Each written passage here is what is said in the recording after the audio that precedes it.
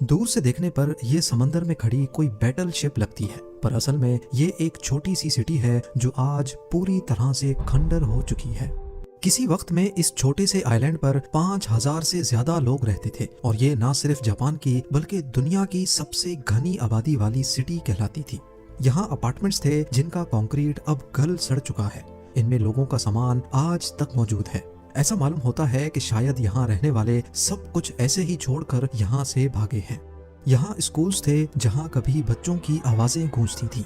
Hospitals, town hall, swimming pools, shops और cinema समेत यहाँ वो तमाम फैसिलिटीज थी जो किसी शहर में होनी चाहिए। पर आज ये पूरा आइलैंड, पूरा शहर किसी वीरान गोस्ट टाउन की शक्ल पेश करता है। लेकिन आखिर क्यों यहाँ रहने वाले हजारों लोगों में से आज एक भी यहाँ नहीं रहता? यहाँ ऐसा क्या हुआ था कि जापान ने 35 सालों तक टूरिस्ट को इस आइलैंड पर जाने से रोके रखा? ज़ेम टीवी की वीडियोस में एक बार फिर से खुशामदीद। नाजरीन, इस आइलैंड को हशीमा कहा जाता है जो जापान के शहर नागासाकी से 15 किलोमीटर दूर साउथ चाइना सी में मौजूद है। क्योंकि इस आइलैंड की शक्ल एक बैटल शिप जैसी है, इसी वजह से इसको बैटल शिप आइलैंड भी कहा जाता है। समंदर के इस हिस्से में करीब 500 ऐसे आइलैंड हैं जिनमें कोई आबादी नहीं, लेकिन हशीमा की कहानी इनसे काफी अलग है।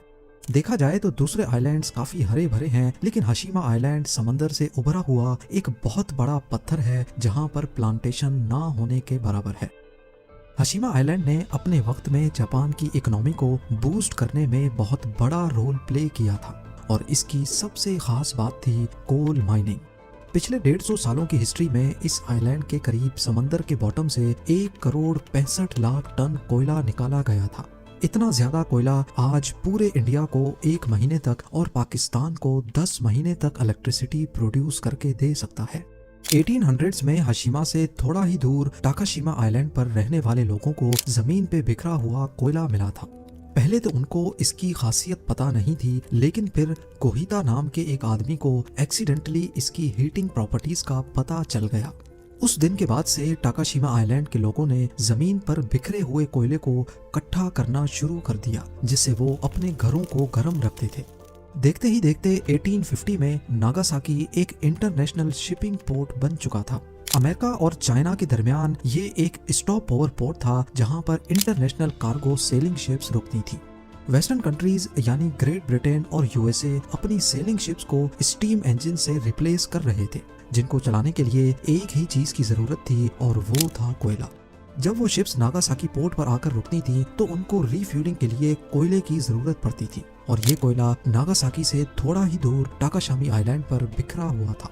जब कोयले की डिमांड बढ़ती गई तो अब आइलैंड के लोग इसको बेचने के लिए जमीन से निकालने लगे। देखते ही देखते टाकाशामी के सरफेस पर से कोयला खत्म हो गया। तभी उन्होंने आसपास के आइलैंड्स का रुख किया, जिसमें हशीमा वाहिद ऐसा आइलैंड था जिसमें काफी ज्यादा कोयला था। उस वक्त कोयले को निकालने के लिए ओल्ड स्कूल तरीके इस्तेमाल किए जाते थे, जिसमें ज्यादातर हाथों का इस्तेमाल होता था। अब बढ़ती हुई कोल डिमांड्स को पूरा करने के लिए हाथों का इस्तेमाल ना काफी था, इसीलिए 19वीं सेंचुरी में मित्सुबिशी ने हशीमा आइलैंड खरीद लिया। उस वक्त मित्सुबिशी एक शिपिंग कंपनी थी जिसने हशीमा आइलैंड पर प्रॉपर कोल माइनिंग स्टार्ट करने का फैसला किया। मित्सुबिशी ने यहाँ वर्कर्स के लिए घर बनाए और पूरे आइलैंड को समंदरी लहरों से बचाने के लिए एक सी वॉल भी बनाई। यही वजह है कि आज ये आइलैंड एक शिप की शक्ल जैसा दिखता है। 1916 में यहाँ 3000 वर्कर्स रहते थे जो साल में 150 टन कोयला जमीन से निकालते थे। हशीमा आइलैंड के छोटे साइज की वजह से यहाँ रहने की जगह काफी कम थी, लिहाजा मित्सुबिशी ने यहाँ कंक्रीट रेजिडेंशियल कॉम्प्लेक्स बनाया ताकि ज्यादा से ज्यादा वर्कर्स यहाँ अपनी फैमिलीज के साथ रह सकें। ये उस वक्त जापान की सबसे बड़ी कंक्रीट बिल्डिंग हुआ करती थी, लेकिन ये फिर भी वर्कर्स के रहने के लिए काफी छोटी थी। उसके बाद हशीमा आइलैंड पर वर्कर्स की तादाद बढ़ती गई और मित्सुबिशी यहाँ नए कॉम्प्लेक्स भी बनाता चला गया।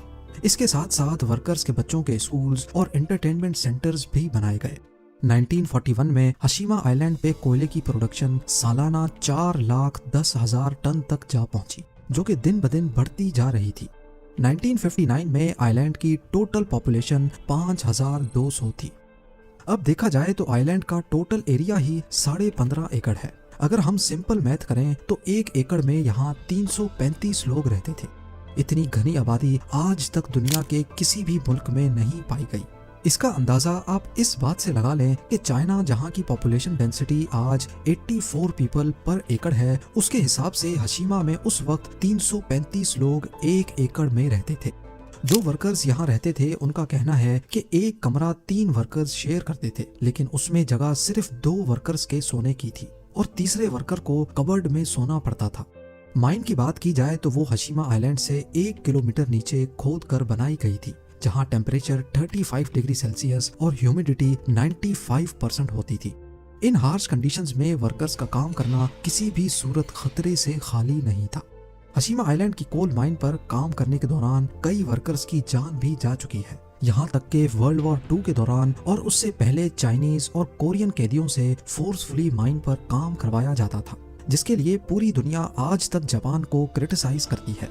इसी वजह से वर्ल्ड वॉर 2 के बाद जब जापानीज एम्पायर का तख्त उलट दिया गया तो अपना इंप्रेशन अच्छा करने के लिए जापान ने हिरोशिमा आइलैंड पर वर्कर्स के लिए कई फैसिलिटीज भी बनवाई, जैसा कि सिनेमा, जिम्नेजियम, हाई स्कूल्स और एंटरटेनमेंट सेंटर्स।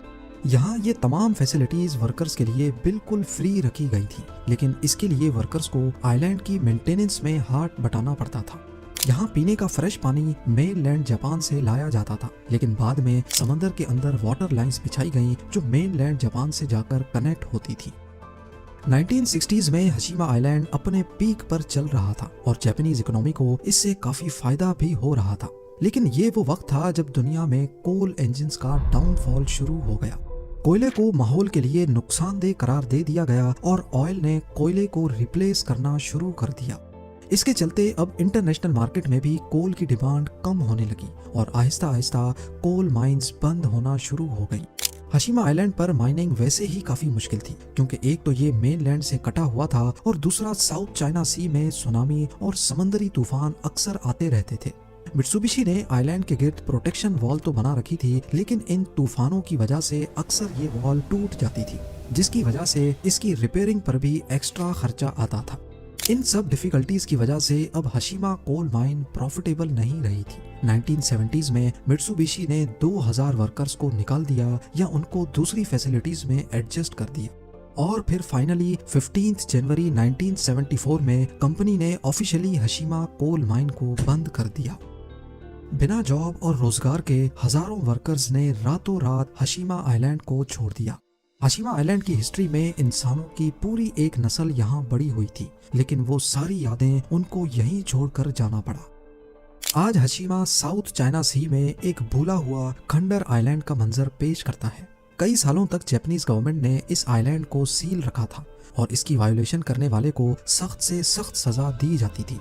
कई लोगों का कहना था कि जापान यहाँ फोर्स्ड लेबर कैंप्स की असल हकीकत दुनिया से छुपाना चाहता है, लेकिन जापान का कहना था कि ये रूल उन्होंने आइलैंड पर चोरी रोकने के लिए बनाया है। हिरोशिमा को 21st सेंचुरी में दोबारा से डिस्कवर किया गया और घोस्ट टाउन की शक्ल में ये काफी फेमस भी हो गया, खास तौर पे उनके बीच जो घोस्ट टाउन्स या खंडरात देखने के शौकीन थे।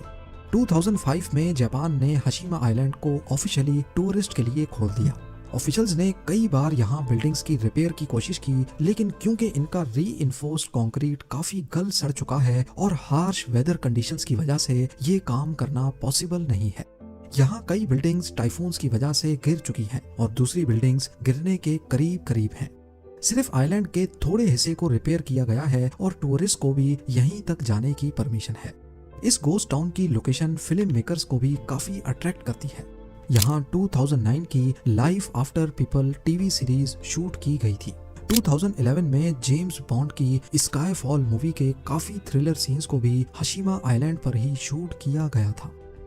2009 में जापान ने हिरोशिमा आइलैंड को यूनेस्को वर्ल्ड हेरिटेज साइट की लिस्ट में डालने की रिक्वेस्ट की थी, लेकिन साउथ कोरिया, नॉर्थ कोरिया और चाइनीज गवर्नमेंट ने इसको काफी अपोज किया। उनका कहना था कि ये उन बच जाने वाले लोगों की फीलिंग्स के साथ खिलवाड़ है जिन लोगों को यहाँ फोर्सफुली लाकर उनसे माइन के अंदर काम करवाया जाता था। आखिरकार इनके बीच कॉम्प्रोमाइज इस बात पे हुआ कि जापान यहाँ 1940s में फोर्स्ड लेबर को एक्सेप्ट करेगा और हेरिटेज साइट की हिस्ट्री में फोर्स्ड लेबर का जिक्र भी किया जाएगा। उम्मीद है ज़ेम टीवी की ये वीडियो भी आप लोग भरपूर लाइक और शेयर करेंगे। आप लोगों के प्यार भरे कमेंट्स का बेहद शुक्रिया। मिलते हैं अगली शानदार वीडियो में।